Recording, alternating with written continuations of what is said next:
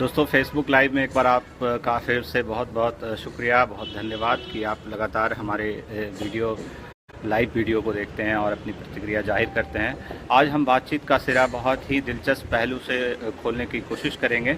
हमारे साथ हैं अजय ब्रह्मात्मज। अजय ब्रह्मात्मज ने फिल्मी पत्रकारिता की दुनिया में एक अलग पहचान बनाई है, एक अलग मुकाम हासिल किया है और अपने 27 साल के पत्रकारिता करियर के साथ वो हमारे साथ खड़े हैं।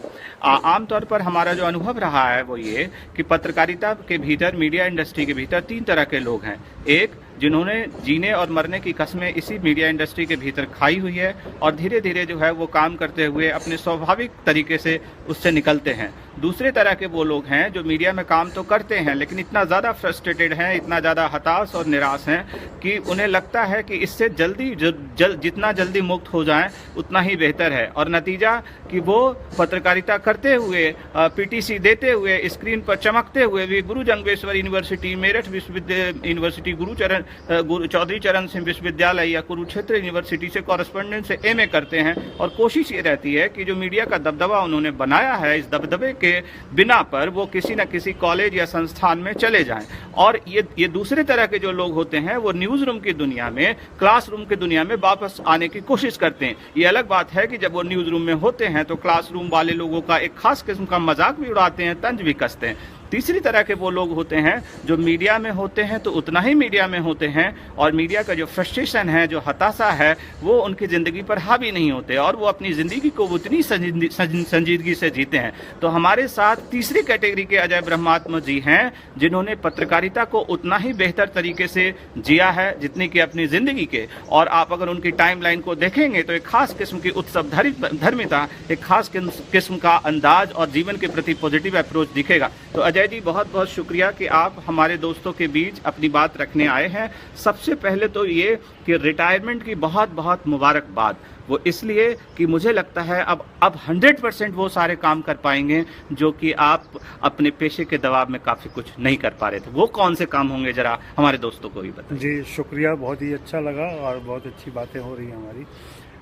ये कैटेगराइजेशन तो अभी तक मैंने सोचा नहीं था। मैंने अपने अंदाज में सब कुछ किया और एक लापरवाही भी अपने ज़िंदगी में रखी है संजीदगी के साथ जी, और जिसकी वजह से मैं काफ़ी खुश रहता हूँ। हाँ, ये फैसला मैंने लिया इस बार, ये मौका था कि मैं चाहता तो कंटिन्यू कर सकता था। जी जी, लोगों ने कहा भी था, हाँ, लेकिन मैंने सोचा कि नहीं, 58 साल हो गया, एक अच्छे मोड़ पर हम लोग अलग हो रहे हैं जहाँ एक दूसरे पर कोई आरोप नहीं है। हाँ, और खुशी खुशी अलग हो रहे हैं जी।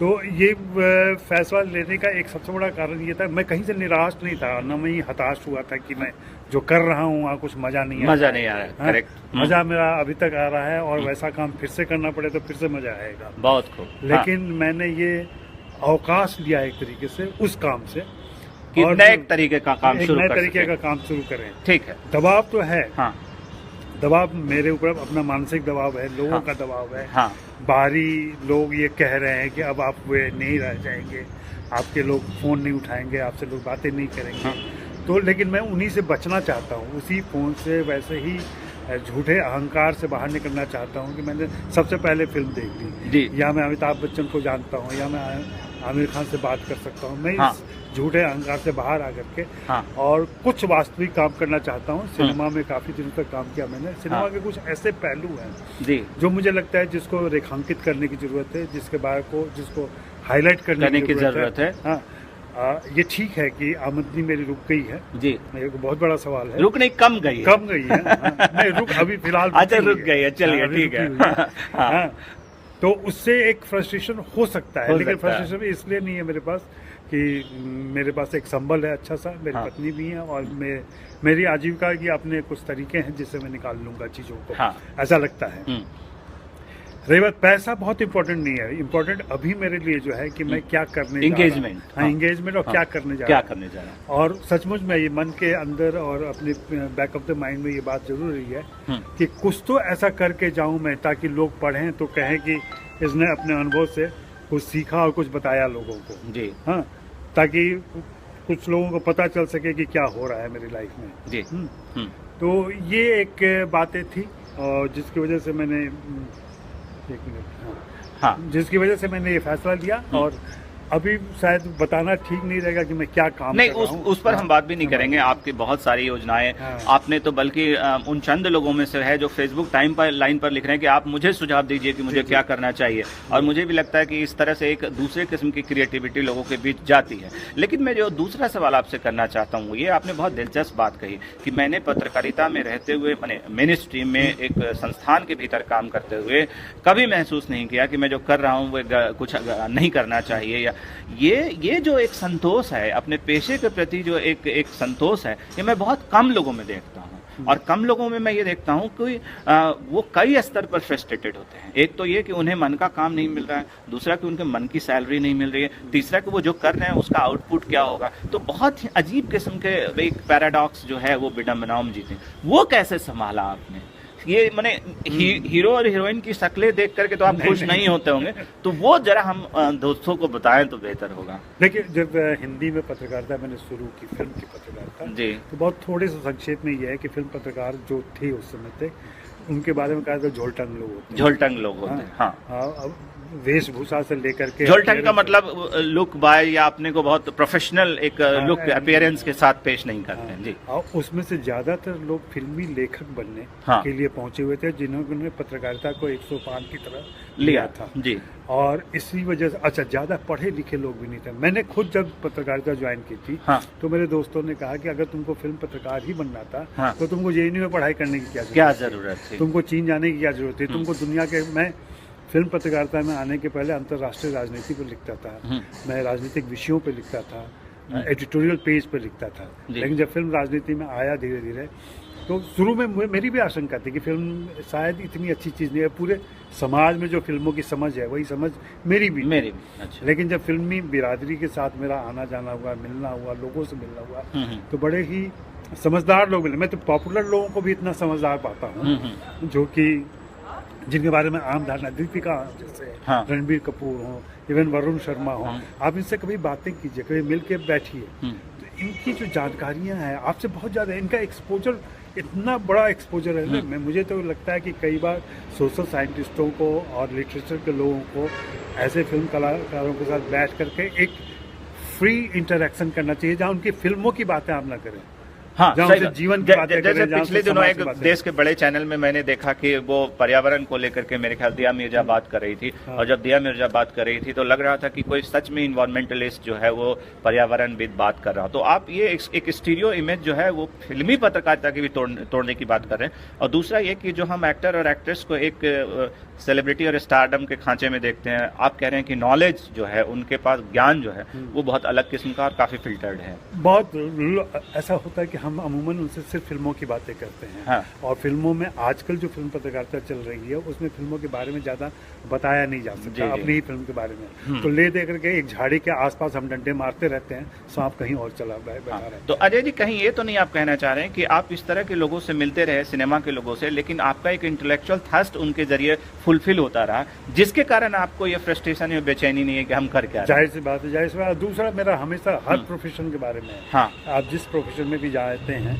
तो जिसको कहते हैं ना, वो आपके बाएं हाथ का खेल होना चाहिए जी। आप खुद को इतना निष्णात करने तक चले, एक रसोइया अगर किचन में जा रहा है जी और उसको मालूम ही नहीं है कि इसमें क्या क्या हल्दी और क्या मसाले डाले जाते हैं, तो बहुत ही खराब खाना पकाएगा वो। चलिए, इस बात से हम 100% एग्री करते हैं, लेकिन एक सवाल मेरा इससे आगे जुड़ जाता है कि जो हम मीडिया इंडस्ट्री का माहौल देख रहे हैं, या जो हालात बने हैं पिछले 8-10 सालों में, मैं सब कुछ को 14 से जोड़ के नहीं देख रहा हूँ, मैं उसके पहले से देख रहा हूँ, मैं अन्ना मूवमेंट के पहले से भी देख रहा हूँ। तो उसमें ये स्थिति है कि आप निष्णात हैं, दक्ष हैं, जिसको प्रोफेशनल कहते हैं, उनकी संभावना और गुंजाइश तो वक्त के साथ तेजी से घट रही है। मैंने मैं खुद ऐसे आधे दर्जन पत्रकारों को जानता हूं जिनकी अब जरूरत इंडस्ट्री में नहीं रहेगी। तो ऐसी स्थिति में यही बात हम करेंगे, ऐसी स्थिति में वो क्या रास्ता बचता है कि वो पत्रकारिता मैंने अपने लिए तरीके अपना रखे थे जी, कि मैं थीम के हिसाब से कुछ एक इंटरव्यूज करता था, थीम के हिसाब से कुछ कंटेंट जमा करता था। जैसे मेरे पास एक डायरेक्टर की सीरीज है जो अब तक हिंदी में या अंग्रेजी में भी लोगों ने नहीं की है। दुर्भाग्य ऐसा है कि मेरा कोई प्रकाशक उसके लिए तैयार नहीं होता है जल्दी से छापने के लिए।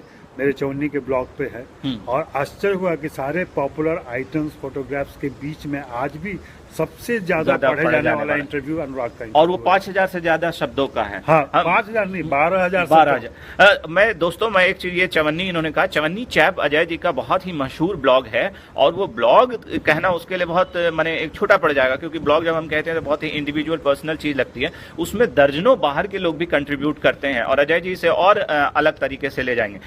बहुत आगे की बात दिलचस्प आप रख रहे थे अजय जी, लेकिन इसमें इसका मतलब ये हुआ कि आप जो पेशे के जो काम कर रहे हैं उसमें जज्बाती होने के बजाय आपको जो है लैकुना दिखता है, जो कमी दिखता है, वो आपको पर्सनल नॉलेज और शेयरिंग की दुनिया में उसकी शिफ्टिंग करे, कुछ ऐसा कहना चाह रहे हैं? बिल्कुल बिल्कुल। हाँ। और ये मैं किसी को वो नहीं कर रहा था, उपदेश देने की मुद्रा में, आपने जो जिया है और किया है, और बेसिकली वो इंक्वायरीज मेरी है, बिल्कुल मेरी रुचि उन व्यक्तियों में है। हाँ। उस व्यक्ति में जो एक डायरेक्टर की कुर्सी में बैठ करके कट बोलता है, हाँ। एक्शन बोलता है, मेरी उसमें रुचि है कि अच्छा, बहुत पहले श्याम बेनेगल से एक बातचीत हुई थी, तो श्याम बेनेगल ने कहा था कि अगर आप ईश्वर की कल्पना में यकीन करते हैं, हाँ। तो पृथ्वी पर ईश्वर जो होता है वो डायरेक्टर होता है, ठीक है, क्योंकि वो एक दुनिया रचता है। और इस बात से मैं इतना मैंने ईश्वर का पर्याय creativity, a person who creates something, हाँ, करेक्ट, क्रिएट करने में, और पूरी दुनिया, उसकी पूरी दुनिया रहती है। हाँ। आप इस बात क्या हाई, किसी दिन आप ऐसे पद पर पहुंचे जहां सेट पे मौजूद 200 लोग आपके एक एक्शन के इंतजार में बैठे हैं। हाँ। आप एक्शन बोलेंगे और सारे लोग एक्टिंग करेंगे जी। तो ये इतनी बार उस चीज को समझना कि आखिर वो कौन सा दिमाग था। और मेरी कोशिश सहयोग से जब मैं आया हूँ फिल्म पत्रकारिता में, जी जी। उस समय ऐसा हो रहा था कि देश के विभिन्न कोनों से, खासकर उत्तर भारत के कोने कोने से प्रतिभाएं आ रही थी जी। तो मैं उनकी परवरिश को, मैं उनमें कहीं खुद को भी देख रहा था। बिल्कुल। मैं भी फिल्म पत्रकारिता में आया था, बाहर से आया था, आउटसाइडर में भी था। आपको हमारी आवाज मिल रही है ना? आप बीच बीच में बताते रहिए, लग रहा है कि हम आप सुन नहीं पा रहे हैं। आवाज आ रही है तो प्लीज बताइए, नहीं आ रही है तो बताइए। हाँ सर प्लीज। तो हाँ। वो कहीं ना कहीं मेरी एक यात्रा, पैरेलल यात्रा भी साथ में चल रही थी, और मैं हम सफर खोजता रहा जी अपने सारे इंटरव्यूज में। हाँ। और जब भी कहीं कुछ ऐसा मिला तो मैं खुश होता रहा। और मेरा एक फोकस मैंने अपने ट्विटर अकाउंट पर भी दिया हुआ है कि I M A bias person. और बायस इंडस्ट्री में कुछ ही दिन रहने के बाद मैंने ये समझ लिया था एक भयंकर किस्म का एक क्लब है, हाँ, जिसमें आउटसाइडर हैं, इनसाइडर हैं, हाँ। कुछ खास तबके के लोग हैं, कुछ खास इलाके के लोग हैं। तो इसमें मेरा एक जोर था कि नॉर्थ इंडिया से जो लोग आते हैं जिनका कोई नहीं है, हाँ। उनका मैं सहारा, तो मैं क्या बनूंगा, हाँ। उनका हाथ पकड़ के मैं भी साथ में चलूं। हाँ। हाँ। तो ऐसी कोशिश हमने हाँ। की है। हाँ। ठीक है नूतन जी, हाँ आ रही है, बहुत शुक्रिया, बहुत शुक्रिया। हाँ। इस कोशिश में हमने कई सारे अच्छे इंटरव्यूज किए, कई सारी अच्छी बातें हुई, हाँ। कुछ अच्छे दोस्त बने हैं। और इन दोस्तों का ऐसा नहीं है कि सिर्फ पॉपुलर थिएटर के लोग मेरे, मनोज बाजपेयी भी उतने ही प्यारे दोस्त हैं जितने आमिर खान हैं। हाँ। ये मैं बात बाहर जाहिर नहीं करता हूँ, लेकिन ये है। और ये सिर्फ इसलिए आया, हिंदी के पत्रकार एक बात का रोना हमेशा रोते हैं, हाँ। कि स्टार से हमारी बात नहीं होती, स्टार हमको सुनता नहीं है, स्टार पीआर हमको जाने नहीं देता उनके पास। मेरा उन सभी से हमेशा से यही आग्रह है, जो रणनीति मैंने अपनाई, कि आपके सवाल कितने शार्प और तीक्ष्ण हैं, जो उसको भेद जाते हैं। अगर वो ऐसे सवाल हैं आपके पास तो वो आपको हमेशा याद रखेगा, हमेशा बुलाना चाहेगा, क्योंकि वे अपनी अच्छी बातें अच्छे लोगों के साथ करना चाहते हैं। ये बहुत दिलचस्प बात। लेकिन एक चीज आप कहीं ये तो नहीं कहना चाह रहे हैं कि जब आप पत्रकारिता शुरू करते हैं तो आपका स्ट्रगल, आपके साथ एक्टर, एक्ट्रेस, डायरेक्टर का भी स्ट्रगल है, तो उसके साथ साथ लेकर चलें। तो जो सवाल का जवाब नहीं देते हैं वो इसलिए नहीं देते कि आप एंड प्रोडक्ट के रूप में उस एक्टर, एक्ट्रेस को देखते हैं, उसके स्ट्रगल को आप बहुत ज्यादा, उसकी आपके पास बहुत इसका अध्ययन या रिसर्च नहीं है। अजय जी, एक सवाल बार बार आता है, जैसे आपको देखकर और बहुत सारे लोगों को, आपकी तरह के लोगों को देखकर, हमारे बीच ओम थानवी है, इन लोगों को देखकर ये लगता है, घबराहट नहीं होती कि आदमी पकड़कर ज्ञान देने लगेगा। आमतौर पर होता ही है कि 50 पार लोगों से थोड़ा अनुभव के बजाय वो फ्रस्ट्रेशन शेयर करने के कारण बचते हैं। तो आपका मैं देखता हूं कि पूरे काम में युवाओं के प्रति बड़ा गहरा यकीन है, और आप अपने पारिवारिक स्तर पर भी अपने रिश्तेदारों से जो छोटे हैं उनसे सीखते हैं, हम जैसे लोगों से भी सीखते हैं। युवाओं को आप किस तरह से पूरे इस पत्रकारिता के परिवेश में देखते हैं, और क्या आपकी अपेक्षा, सब तो नहीं कहूँगा, लेकिन क्या ऐसी चीज़ आपको लगती है जो, हाँ, ये उम्मीद आपको बचाए रखती है? क्योंकि देखिए, हम जैसे लोगों को 2 मिनट में कहने के लिए मिल जाएंगे कि भाषा के स्तर पर ये बेकार लिख रहे हैं या क्या लिख रहे हैं, ये सब निशे है और ये सब पता नहीं क्या कर रहे हैं। लेकिन आपको मैं देखता हूँ कि बहुत यकीन करते हैं जो नए लोग लिख रहे हैं, वो क्या चीज़ है जो खींचती है आपको? नहीं, दरअसल मैं चाहता हूँ कि उनका हम कदम बन सकूं। हाँ, और कुछ नहीं है उसमें। सलाम साहब, हाँ, सलाम हाँ, सलाम। हाँ, और मेरी कोशिश रहती है, जैसे मैं आपसे सीधा कहूँ तो मैं आपसे आपकी भाषा सीखना चाहता हूँ, मिहिर से मैं उसका भाव सीखना चाहते हैं, ठीक है। अनुप्रिया से उसकी तत्परता सीखना चाहता हूँ, जिस ढंग से वो काम करती है। हाँ, या अमित मेरे साथ था, अमित की कोई जो जल्दबाजी में वो गलतियां करता है ना, वो गलतियां बड़ी खूबसूरत हो जाती हैं। बहुत खूबसूरत हो हाँ, जाती है। हाँ। तो उनसे सीखना चाहता हूँ कि ऐसी जल्दबाजी मेरे अंदर क्यों नहीं है। हाँ, मेरे अंदर एक अजीब सा ठहराव आ गया है। ये ठहराव कई बार आपको नुकसान भी पहुंचाता है आपके क्रिएटिव लेवल पे। तो मैं ये सारी चीज़ें सीखना चाहता हूँ। इसके अलावा सबसे क्या है कि आप नए लोग जो आ रहे हैं ना, बगैर बताए हुए, हो सकता है स्कूल की ट्रेनिंग, कॉलेज की ट्रेनिंग, किताबें वही पढ़ी है, लेकिन आपके समय ने आपको एक अलग ढंग से विकसित किया है। तो आपकी सोच के करीब आने की कोशिश में मेरी उम्र का कोई दोस्त नहीं है जो बहुत पुराने 40 साल पुराने दोस्त हैं, वैसे ही मेरी उम्र के दोस्त हैं। पेशे में जो मेरी उम्र के दोस्त हैं वो मेरे दोस्त नहीं है, परिचित। उनकी चिंताएं, उनके सवाल भी बदल चुके होंगे, और इस ढंग से चीजों को, जिंदगी की रोजमर्रा जिंदगी की जरूरी चीजें हैं वो मेरी भी चिंता का विषय होता है। लेकिन वो ऐसे सार्वजनिक प्रदर्शन का विषय नहीं होता। और मैं अपने बच्चों से भी, बाहर के बच्चों से, बाहर के सारे बच्चे मुझे अपने बच्चों की तरह लगते हैं, क्योंकि उनमें मैं उनको देखता हूँ और इनमें उनको लाना चाहता हूँ। ये देखिए, ये बातचीत देखिए, समझिए क्या कह रहे हैं कि अपने बच्चों में मैं दूसरे के बच्चों को देखता हूँ, दूसरे बच्चों में अपने बच्चों को देखता हूँ। तो ये वो धरातल होती है जिससे आप बहुत आत्मीय होकर लोगों से जुड़ पाते हैं। अजय जी जारी रखिए। जैसे मेरे बच्चे, बेटियों से बातें होती हैं और जब मैं आप लोगों का जिक्र करता हूँ तो सबसे मिले नहीं है, लेकिन आपके सारी गतिविधियों से वे परिचित होते हैं, क्योंकि मैं आपके अचीवमेंट को उनके ही अचीवमेंट की तरह सेलिब्रेट करता हूँ। और ये बहुत मतलब एक अच्छा लगता है मुझे उनके साथ मिलने में, रहने में, उनके साथ बातें करने में, और कई बार खामोश बैठे रहने में उनके साथ। वाह, मैंने यूं ही वक्त बिताना। क्यों वो बहुत फ्रूटफुल होता है एक तरीके से, आपको बहुत कुछ सिखा जाता है। मैं आपके जीवन शैली से सीखता हूँ, नई चीज़ों से सीखता हूँ, ये तो सीखने वाली बातें हैं। दूसरा, जो नई पीढ़ी है, जो अभी के आई हुई पीढ़ी है, उसको मैं एक ही चीज़ कहता हूँ, जो थोड़ी सी कमी वो लोग मैं महसूस करता हूँ कि वो लोग उन्होंने इतिहास का अध्ययन नहीं किया, इतिहास को, समाज का अध्ययन नहीं किया, समाज को बहुत नहीं पढ़ा है। तो समाज और इतिहास, अपनी दुनिया को उन्होंने समाज बना लिया है, अपनी दुनिया उनके लिए हिस्ट्री है जी। और साथ साथ एक नज़र उनकी पैरेलल उस पूरी दुनिया पर रहनी चाहिए जो उनके साथ चल रही है जी। तो उसके लिए जरूरी है कि आप, चूंकि आप डिजिटल वर्ल्ड हो गया है, दुनिया आपकी मुट्ठी में है, उंगलियों पर है, तो आप आसानी से 2 घंटे का समय निकाल के ये भी देख सकते हैं कि और कौन क्या कर रहा है दूसरी दुनिया में।